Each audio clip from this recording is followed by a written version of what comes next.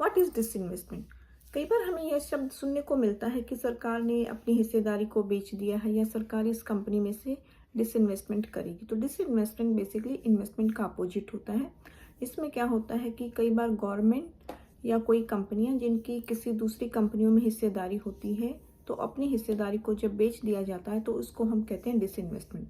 और हिस्सेदारी बेचने के कई कारण हो सकते हैं। कई बार हो सकता है कि कंपनी को या गवर्नमेंट को फंड की आवश्यकता हो, या कई बार आपको लगता है कि हमारे पास इससे बेटर अपॉर्चुनिटीज़ हैं उन फंड को इन्वेस्ट करने की।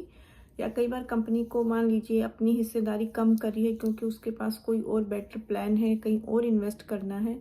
या कई बार क्या होता है कि जैसे मान लीजिए एक कंपनी है, उसने कई जगह डिसइन्वेस्ट कर रखा है। तो कई बार क्या होता है कि आपको लगता है कि मैं उस पर्टिकुलर हिस्सेदारी को बेचकर अपने और जो दूसरे बिजनेस है, कोर बिजनेस है, उस पर ज़्यादा फोकस कर सकते हैं। तो इसीलिए कई बार डिसइन्वेस्टमेंट किया जाता है।